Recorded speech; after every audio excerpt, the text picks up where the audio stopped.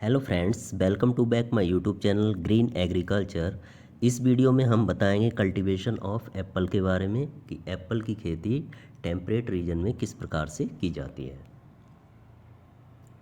Apple का botanical name होता है Malus pumila, other name is Malus domestica. ये दोनों कल्टीवेटेड स्पीसीज हैं। फैमिली इसकी रोजेसी होती है। Chromosome number 2n equal to 2x equal to 34, n equal to 17। ये पोम टाइप का फ्रूट होता है और इसका एडिबल पार्ट होता है फ्लैसी थैलमस मीजोकार्प। मीजोकार्प इसका एडिबल पार्ट होता है। मेथड ऑफ प्रोपोगेशन, ये टंग ग्राफ्टिंग के द्वारा प्रोपोगेट किया जाता है। कॉमर्शियल बेस पे जो प्रोपोगेशन मेथड होता है वो होता है टंग ग्राफ्टिंग। फ्लावर कलर इसका होता है वाइट एंड पिंक। वाइट और पिंक कलर का इसका फ्लावर होता है। ओरिजिन इसका है south western Asia. It is a temperate fruit. यह एक टेम्परेट फ्रूट है। कॉमन नेम इसका होता है king of temperate fruit, symbol of health, premier fruit of the world. Next है major producer of apple in the world. USA, China, France, Italy, तुर्की, Russia, Iran, Romania, Poland, Germany, UK, New Zealand, Australia, Israel, Japan and Egypt.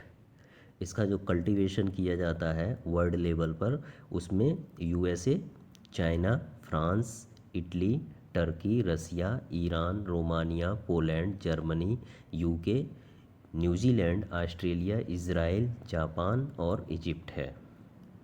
Major apple producing belt in India. India में कहाँ कहाँ Apple का production किया जाता है? North western hill region में Jammu and Kashmir, Himachal Pradesh and Uttarakhand. North east hill region में अरुणाचल प्रदेश में इसकी खेती की जाती है। नेक्स्ट है M793। ये वाइग्रस टाइप का रूट स्टॉक होता है और ये रेजिस्टेंस होता है बुली एफिड से। जो बुली एफिड होता है उसका रेजिस्टेंस रूट स्टॉक होता है M793, मीन्स M793। ये वाइग्रस टाइप का रूट स्टॉक होता है। नेक्स्ट ये फ्रूट्स दिखाया गया है जिसमें ये फ्रूट्स के पार्ट हैं। थैलमस हो गया, सीड, एंडोकार्प एंड मीजोकार्प। इसमें जो एडिबल पार्ट होता है उसे थैलमस बोलते हैं और मीजोकार्प।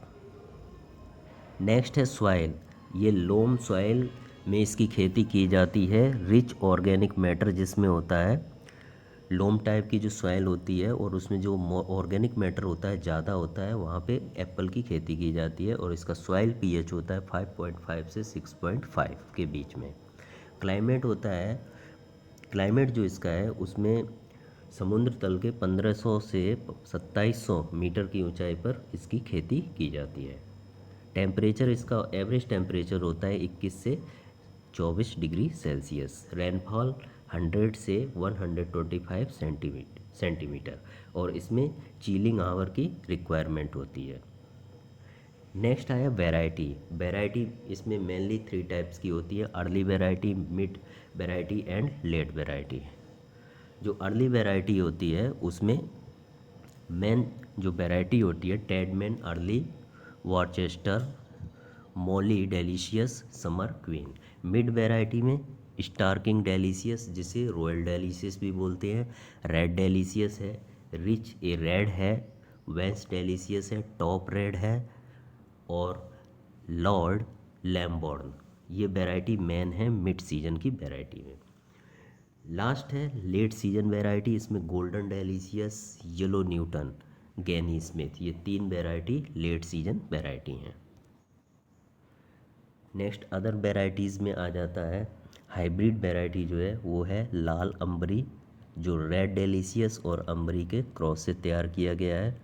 सुनहरी वैरायटी है, ये अंबरी और गोल्डन डेलीशियस के क्रॉस से तैयार किया गया है।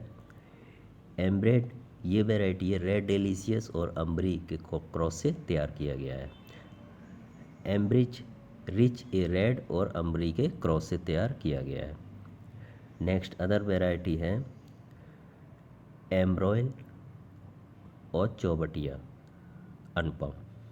चौबटिया अनुपम, ये मेन इनकी जो हाइब्रिड वैरायटीज़ हैं। ये कुछ पिक दिखाया गया है जिसमें ये रेड डेलीशियस है, ये मैकलेंटोस, नेक्स्ट ये है गोल्डन डेलीशियस और ये है गाला वैरायटी। नेक्स्ट आ जाता है प्रोपोगेशन मेथड। इसका जो प्रोपोगेशन मेथड है वो है टंग ग्राफ्टिंग, जो फरवरी से मार्च के बीच में किया जाता है। क्लेफ्ट ग्राफ्टिंग होता है, ये भी फरवरी से मार्च मंथ के बीच में किया जाता है, और ये टॉप वर्किंग मेथड के द्वारा भी किया जाता है। चिप बडिंग है, ये बडिंग मेथड में आता है मिड जून एंड मिड सितंबर। T budding May to June. Raising of root stock, इसमें रूट स्टॉक को पहले तैयार किया जाता है जिसको साइन में अटैच करके प्रोपोगेशन किया जाता है। जो रूट स्टॉक होते हैं, root stock mainly two types के होते हैं। Seedling root stock, seedling root stock किससे तैयार करते हैं? क्रैब एप्पल, मालस बकाटा, इसके द्वारा सीडलिंग रूट स्टॉक तैयार किया जाता है। जो सीड से तैयार किया जाता है उसे सीडलिंग रूट स्टॉक बोलते हैं। क्लोनर रूट स्टॉक मीन्स होता है, पहले तो आपको पता होना चाहिए क्लोन क्या होता है। Individual obtain from a single plant through asexual reproduction, उसे क्लोन बोलते हैं। और क्लोनर रूट स्टॉक का मेन करेक्टर होता है, इसका फिनोटाइप जो करेक्टर्स होता है वो सेम होता है, मीन्स प्लांट की हाइट भी सेम होती है। तो जो क्लोनर रूट स्टॉक होता है इसमें वेरी ड्वार्फिंग जो रूट स्टॉक है M27 है। ड्वार्फ रूट स्टॉक जो होता है हाई डेंसिटी प्लांटिंग के लिए यूज किया जाता है M9, M27 और M26 है। सेमी ड्वार्फ रूट स्टॉक है MM106, M7, M4। Semi वाइग्रस root stock है M2, MM109, MM111। और वाइग्रस टाइप का रूट स्टॉक आता है M16, M25, MM104। ये क्लोनल रूट स्टॉक का पिक है। इसके बाद नेक्स्ट आता है स्पेसिंग। जो वाइग्रस टाइप की वैरायटी होती हैं उनमें स्पेसिंग होता है 7.5 टू 7.5 मीटर। सेमी वाइग्रस टाइप के जो रूट स्टॉक होते हैं उनमें स्पेसिंग होती है 5 to 6 into 5 to 6 metre. Dwarf type के रूट स्टॉक होते हैं उसमें डिस्टेंस होता है 1.5 से 3 इंटू 1.5 से 3 मीटर। सेमी ड्वार्फ टाइप के जो रूट स्टॉक होते हैं उसमें 3.5 टू 4.5 और 3.5 to 4.5 metre. Plant to plant और रो टू रो की डिस्टेंस लगभग सेम होती है। प्लांटिंग टाइम इसमें होता है जनवरी से फरवरी। प्लांटिंग सिस्टम स्क्वायर सिस्टम का यूज किया जाता है और इसकी जो पिट साइज होता है वो 60 सेंटीमीटर क्यूब होता है। नेक्स्ट है ट्रेनिंग एंड प्रूनिंग। इसमें जो ट्रेनिंग मेथड यूज किया जाता है ये होता है modified central leader system. Tree on seedling root stock are train on this system, means इसमें जो सिस्टम यूज करते हैं वो होता है modified central leader system. Next आता है मैन्योर एंड फर्टिलाइज़र। जो मैन्योर में FYM का यूज किया जाता है 10 किलोग्राम पर ईयर पर प्लांट। और जो फर्टिलाइज़र है, फर्टिलाइज़र में 350 ग्राम नाइट्रोजन, 175 ग्राम फास्फोरस और 350 ग्राम पोटास का यूज किया जाता है। और कुछ इसमें माइक्रो न्यूट्रिएंट्स का भी यूज करते हैं, जैसे जिंक हो गया, बोरॉन, मैंगनीज और कैल्शियम। नेक्स्ट आता है स्पेशल प्रैक्टिस। स्पेशल प्रैक्टिस में आता है रिंगिंग, ग्रिडलिंग। तो रिंगिंग ये प्रूनिंग का ही एक मेथड है। इसमें क्या होता है 2 से 4 सेंटीमीटर चौड़ाई में रिंग शेप से बार्क को रिमूव कर दिया जाता है, इसे बोलते हैं रिंगिंग या ग्रिडलिंग। प्रूनिंग इसमें जो होता है, जो प्रूनिंग होता है, during pruning weak growing and disease branches are remove from the tree. जिसकी ग्रोथ कम होती है और जो डिजीज़ वाली जो ब्रांचेस होती हैं उनको प्रून कर दिया जाता है। और प्रूनिंग का मेन टाइम होता है दिसंबर से जनवरी।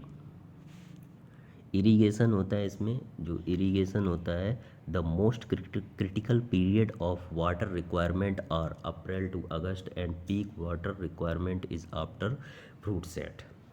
इसमें जो वाटर की रिक्वायरमेंट होती है, इरिगेशन की आवश्यकता होती है, अप्रैल से अगस्त के बीच में किया जाता है और फ्रूट सेट के बाद किया जाता है। इसमें जो इरिगेशन होता है, normally the orchard are irrigated immediately after manuring in the month of December to January. Manure देने के बाद इरिगेशन किया जाता है और समर सीजन में 7 से 10 दिन के अंतराल पर इरिगेशन किया जाता है। Next, harvest method. Apple must be pick by hand to avoid bushing of fresh market quality grade. Fruit must be picked carefully to avoid damaging the spur where next season fruit will be born. जो इसकी harvesting की जाती है उसको सावधानी से करते हैं और स्पर को छोड़ के फ्रूट को रिमूव कर लिया जाता है। नेक्स्ट है ईल्ड। जो 4 साल का प्लांट होता है वहाँ से फ्रूटिंग स्टार्ट हो जाती है और एवरेज फ्रूटिंग होती है 10 से 20 किलोग्राम ट्री पर ईयर। एक ट्री पे 10 से 20 किलोग्राम तक फ्रूट का प्रोडक्शन होता है। इसमें जो पेस्ट लगता है वो मोस्ट इम्पॉर्टेंट होता है बुली एफिड। इसके लिए कुछ रेजिस्टेंस रूट स्टॉक है जिनका यूज किया जाता है, जैसे M778, 799, mulling Martin 104, MM110, MM112, MM113 और मलिंग मार्टिन 114, मलिंग मार्टिन 115। इन रूट स्टॉक का यूज किया जाता है। और अगर केमिकल का यूज कर रहे हैं तो क्लोरोपायरीफॉस 20% EC 2.5 ml पर लीटर मेलेथियान का यूज करते हैं। इसके बाद ऑक्सीडिमेटोन का यूज करते हैं, क्विनोलफॉस, इन केमिकल का यूज किया जाता है। और इसमें जो मोस्ट इम्पॉर्टेंट डिजीज़ होता है वो होता है एप्पल स्केप। इसका कंट्रोल किया जाता है कैप्टाफोल और मैंकोजेब और कैप्टॉन 2 ग्राम पर लीटर के हिसाब से स्प्रे किया जाता है। कैप्टाफोल और मैंकोजेब और कैप्टॉन इनमें से कोई भी ले सकते हैं, 2 ग्राम पर लीटर, और उसका स्प्रे किया जाता है। इसके बाद पिंक बर्ड और आफ्टर 15 दिन के बाद कैप्टॉन और मैंकोजेब 2 ग्राम पर लीटर इसका फिर से स्प्रे करते हैं। पेटल फॉल हो रहा है तो उस समय पेटल फॉल के समय कार्बन डाइजाइम 0.5 ग्राम पर लीटर का यूज किया जाता है।